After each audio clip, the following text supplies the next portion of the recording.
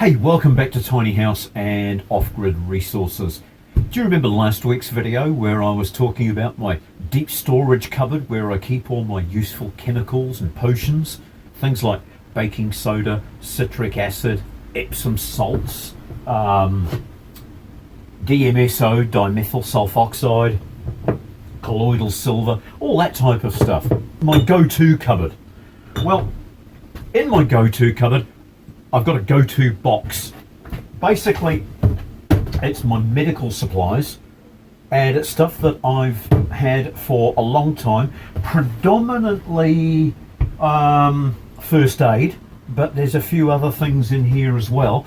And I thought that now is a good time for me to go through it, have a look at what might be expired, have a look at anything that could be better put into another place. I might separate it out into first aid and healthcare. Keep the two separate because this thing's bulging at the lid. But let's have a quick look at some of the things I've got in here. There's a selection of part used cards of painkillers, ibuprofens, and some antihistamines. Here I've got needle and thread should I need to do any serious sewing. The thread is stronger than normal. It's called button thread and it's about 4 times as strong as ordinary sewing cotton. Very, very good for this kind of work. These are makeup removing pads, and I find that they're damn good for pushing into an open wound or holding over an open wound to stem the blood flow. And another thing that's great for that is powdered turmeric from the kitchen. You pour turmeric over a really bad cut, it will clot and stop the bleeding almost immediately.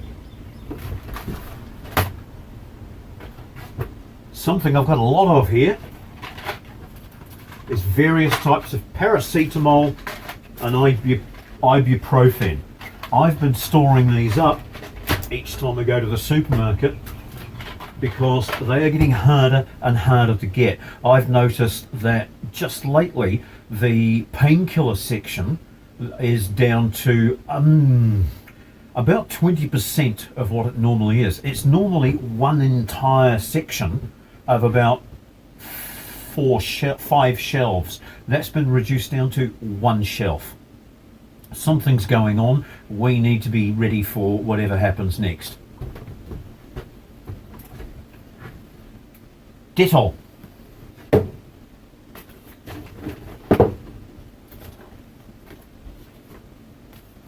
Various types of cut to size dressings. I've got the one that I'm currently using, and then there'll be others in here that are packaged up untouched. An elastic bandage.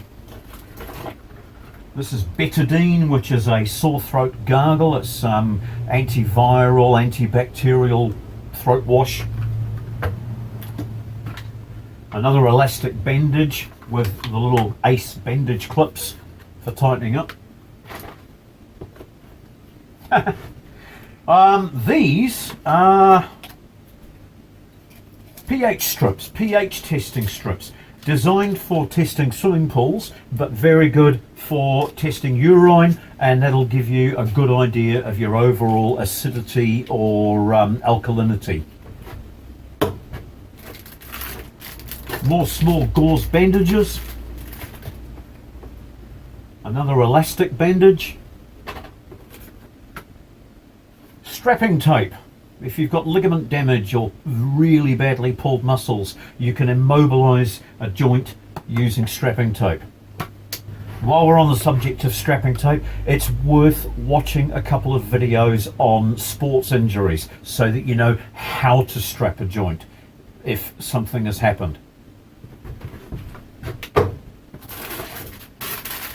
This is a semi-adhesive tacky bandage. They use them on horses, but it's a really good bandage because it's slightly bigger and wider than most that you'd get at the chemists, And being sticky, it doesn't require any kind of clip or tying or a wrap over the top. It sticks to itself.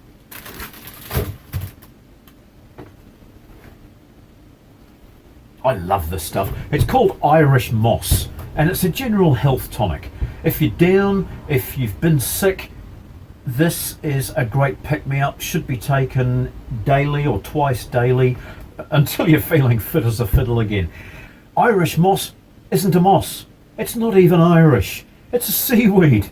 But it's found in Ireland, I believe. And because it's a seaweed, it's packed full of iodine and lots of other minerals and vitamins, and it's a great health tonic. I fully recommend this.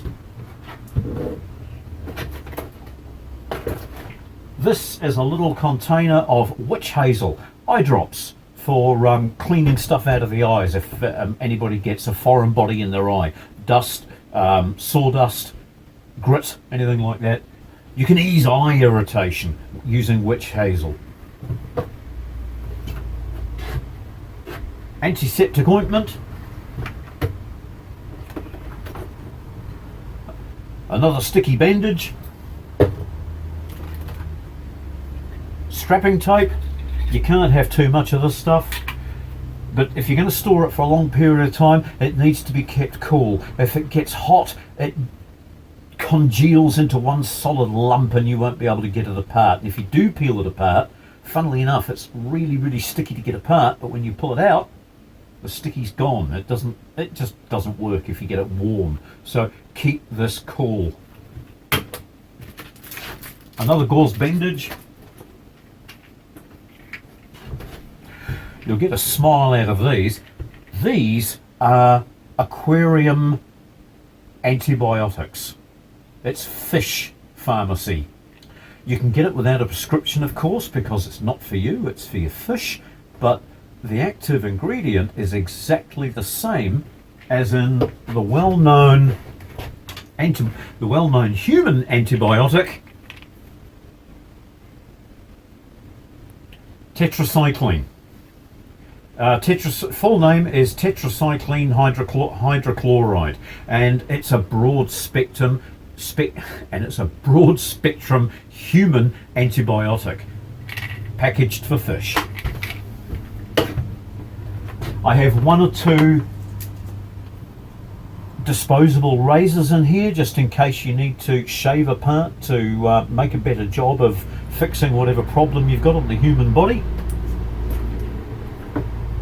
This is a deep heat kind of a rub for sore muscles. And some insect repellent.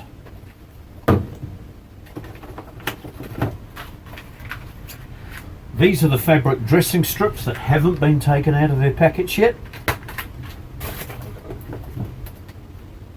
Here's a small first aid kit.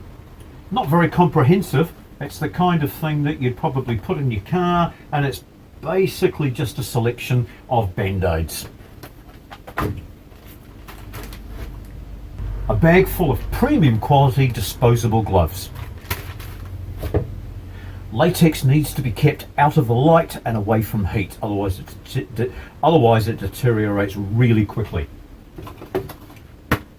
An emergency blanket. If somebody's suffering from shock, they need to be kept warm. An emergency blanket is very small, very light, made out of silver mylar, and that will reflect the body heat back and keep somebody warm. Getting to the bottom of it now, we've got a Vicks inhaler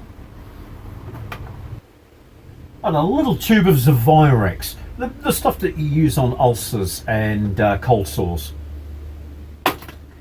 So having these things on hand is important for everybody, because the way things are changing right now, honestly, we could wake up tomorrow morning and find that you've got no way of contacting a doctor.